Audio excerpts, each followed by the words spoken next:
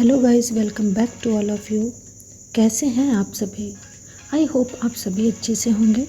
आज का जो टॉपिक है वो बड़ा इंटरेस्टिंग है और इसमें हम देखेंगे कि किस तरह से जीवन में विभिन्न परिस्थितियां, उतार चढ़ाव हमारे जीवन को एक बेहतर डायरेक्शन देते हैं। So we must never be disappointed at any circumstances of life because God gives us inspiration to do what is right and what is wrong. वास्तव में जो भी परिस्थितियाँ या सर्कमस्टांसेस हमारे जीवन में आते हैं वो हमारे जीवन को बेहतर बनाने के लिए और हमें बेहतर उत्तम बनाने के लिए नियति हमारे लिए गढ़ती है। बस आवश्यकता होती है तो हमें अपना मन स्ट्रांग करना चाहिए। मन की गति को यदि साधारण रूप से हम देखें कि इसे सही डायरेक्शन मिल जाए, यानी मन को यदि हमारे सही डायरेक्शन मिल जाए तो बहुत बेहतर है कि हम अपने जीवन को बहुत अच्छी दिशा दे सकते हैं। इसी संदर्भ में जीन जैक्स रूसो की कहानी जानने योग्य है। उनकी लाइफ स्केच वास्तव में बहुत प्रेरणास्पद है। But before starting I would like to say please like, subscribe, share and motivate channel for new updates. It will be beneficial for you and for your health also. आपकी physical, mental, social, spiritual, material health के लिए यदि कोई specific channel है तो वो Aastha word for all health है। Hence please like, subscribe, share and motivate channel for new updates that will be beneficial for you। Rousseau का जन्म जिन परिस्थितियों में हुआ था वो वास्तव में बहुत साधारण परिस्थितियां नहीं थी, वरन असाधारण थी। रूसो एक महान शिक्षा शास्त्री, दार्शनिक, चिंतक और लेखक के रूप में जाने जाते हैं। 18वीं शताब्दी के इस महान शिक्षा शास्त्री रूसो का जन्म 1712 ईस्वी में जेनेवा नगर के एक घड़ीसाज व्यक्ति के घर में हुआ था और इनके जन्म के तुरंत बाद इनकी माता का देहांत हो गया और इनका जो पालन पोषण है वो बहुत ही लापरवाही से किया गया। इनके चाचा चाची के द्वारा इनका पालन पोषण किया गया तथा जो पिता थे वो भी बहुत रिस्पॉन्सिबल व्यक्ति नहीं थे इनके प्रति। उन्होंने अपने बेटे के लालन पालन में कोई विशेष ध्यान नहीं दिया। तो रूसो जो कि एक एजुकेशनिस्ट, फिलोसफर्स और थिंकर, राइटर थे, उनके जीवन में बहुत अधिक अप्स एंड डाउन्स शुरू से ही शुरू हो गए थे और उचित ध्यान ना देने के कारण, यानी अच्छी पेरेंटिंग ना मिलने के कारण उनमें कई बुरी आदतें भी आ गई थीं। बालक रूसो बचपन से ही इधर उधर घूमने के शौकीन हो गए थे और स्विट्ज़रलैंड के प्राकृतिक सौंदर्य का आनंद लेते थे और धीरे धीरे उनका मन प्रकृति की ओर बढ़ता चला गया, या ये कहें कि प्रकृति की ओर अनुरक्त हो गया। लेकिन इन बुरी आदतों के मध्य उनमें एक आदत बहुत अच्छी थी और वो आदत बुक रीडिंग की थी, यानी पुस्तकें पढ़ने का इन्हें बहुत शौक था। और 6 वर्ष की उम्र में इन्होंने कई उपन्यासों का अध्ययन किया, या ये कहें कि कई पुस्तकें इन्होंने पढ़ डाली। चूँकि बुक रीडिंग इनको अच्छी लगती थी और पुस्तक प्रेमी रूसो ने कई धार्मिक एवं ऐतिहासिक पुस्तकों का भी अध्ययन किया। चूँकि इनका लालन पालन सही तरह से नहीं हुआ था, इसलिए जो विद्यालयी शिक्षा थी, यानी जो एजुकेशन ऑफ स्कूल थी या स्कूल एजुकेशन, इनको आकर्षित नहीं कर सकी। इसका सीधा सा मतलब है कि इनको औपचारिक रूप से विद्यालय नहीं भेजा गया और ना ही कोई इनकी फॉर्मल एजुकेशन हुई। रूसो को विद्यालयों का जो कठोर अनुशासन था या डिसिप्लिन में रहना बिल्कुल भी पसंद नहीं था तथा स्कूल डिसिप्लिन के जो रूसो थे वो कट्टर विरोधी बन गए थे। 10 वर्ष की आयु तक रूसो ऐसे ही शिक्षा प्राप्त करते रहे कि बुक रीडिंग करते रहे और इधर उधर प्राकृतिक सौंदर्य का आनंद लेते हुए घूमते रहे। 10 वर्ष के पश्चात अपने चचेरे भाई के साथ एक अध्यापक के यहाँ लैटिन भाषा पढ़ने जाने लगे। अब देखिए नियति इनके साथ किस तरह का पथ प्रशस्त करती है और इनको किस तरह का मार्गदर्शन करती है तथा यूनिवर्स किस तरह से इनके जीवन में इस तरह की परिस्थितियां पैदा करता है कि जिससे कि ये अपने जीवन को भविष्य में सही डायरेक्शन दे सकें। यद्यपि जो शुरुआत है वो इनके जीवन की अच्छी नहीं हुई थी, इसलिए यूनिवर्स भी अपना काम कर रहा था और उसका परिणाम ये है कि इनका जो डायरेक्शन है वो पढ़ाई की तरफ या अध्ययन की तरफ मुड़ गया। इनका इंक्लाइनेशन अध्ययन की तरफ था। चूँकि जो रूसो थे वो प्रकृति प्रेमी थे और नेचर इनको अच्छी लगती थी और इसका परिणाम ये हुआ कि लैटिन भाषा पढ़ने में इनका लेश मात्र भी मन नहीं लगा।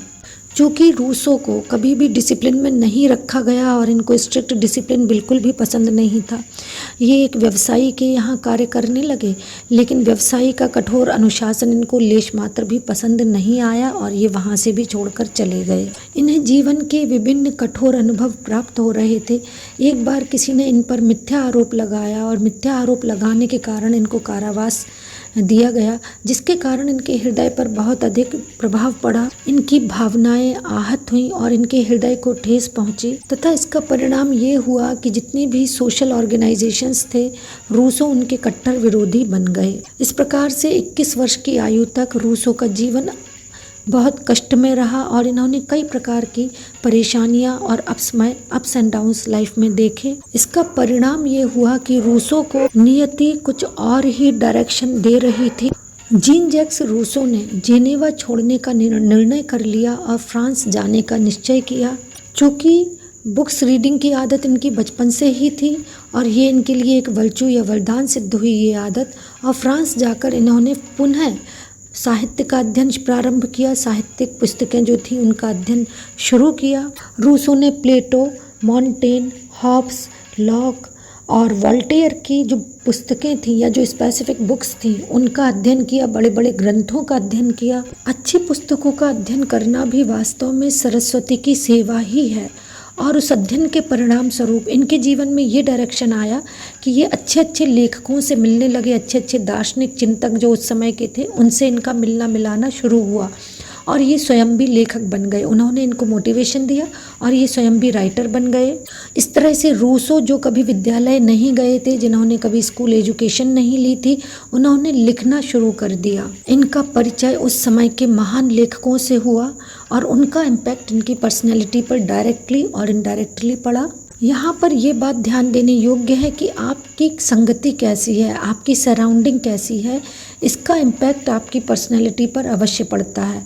अतः हमें अपनी संगति को अवश्य अच्छा रखना चाहिए, अपनी सराउंडिंग को बेहतर बनाने की कोशिश करनी चाहिए। उन दिनों फ्रांस में लुईस 15वें का राज्य था, या ये कहें कि लुईस 15 का शासनकाल था, और उस शासनकाल में जो निम्न स्तरीय लोग थे या जो छोटे लोग थे, गरीब तबके के लोग थे, उनका शोषण यानी एक्सप्लॉयटेशन हो रहा था और विलासिता और कठोरता का बोलबाला था। रूसो ने, जो कि बुक्स लवर थे और पुस्तकें पढ़ने के कारण उनका दिमाग बहुत अच्छी तरीके से जानता था कि जो घटित हो रहा है वो वास्तव में सही नहीं है, और यही कारण था कि उन्होंने लुईस 15 के खिलाफ आवाज़ उठाई और शोषण के विरुद्ध कई लेख लिखे जिनको प्रकाशित किया गया, और इस तरह से राज्य में एक महान क्रांति आरंभ हो गई जिसके कहीं ना कहीं डायरेक्टली और इनडायरेक्टली प्रणेता रूसो ही थे। अपने जीवन के अनुभवों के आधार पर रूसो ने ये माना कि जो सोशल सिस्टम है वो वास्तव में बहुत दूषित है, उसमें कई प्रकार की प्रॉब्लम्स हैं, परेशानियां हैं और कमियां हैं।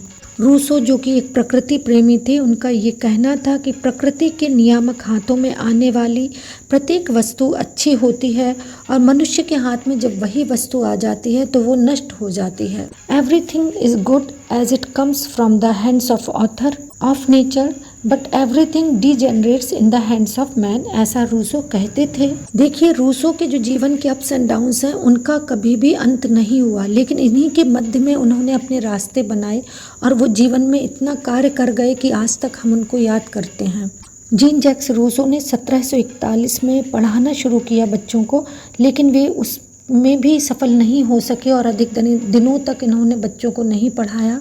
रूसो अपने जीविकोपार्जन के लिए कई व्यवसायों को अपनाते रहे और छोड़ते रहे। रूसो की जो प्रतिभा थी और बुद्धि थी वो असाधारण थी और यही कारण उनकी इस प्रसिद्धि का बना, लेकिन नियति ने रूसो का साथ नहीं छोड़ा और आप ये कह सकते हैं या हम ये कह सकते हैं कि रूसो को अंतिम समय में भी अपमान, तिरस्कार और आलोचना का सामना करना पड़ा। जीवन के अंतिम वर्षों में वे इंग्लैंड, जेनेवा, फ्रांस इत्यादि देशों में इधर उधर आते जाते रहे या ये कहें कि भागते रहे, और इनकी जो मृत्यु है वो बहुत ही असाधारण परिस्थितियों में हुई। रूसो को एक महान क्रांतिकारी या फ्रांस का महान क्रांतिकारी होने का गौरव प्राप्त है। रूसो की बायोग्राफी या जीवन परिचय या लाइफ स्केच जानने से ये पता चलता है कि जीवन में भले ही कितने ही सरकमस्टांसेज आएँ या कैसे भी सर्कमस्टांसेज आएँ, कैसे भी अप्स एंड डाउन्स आएँ, मनुष्य को अपनी बेहतरी के लिए हमेशा निरंतर प्रयास करना चाहिए तथा कभी भी हिम्मत नहीं हारनी चाहिए। That's all for today. Thank you for being with us. Thank you. Please take care of yourself. Hello guys.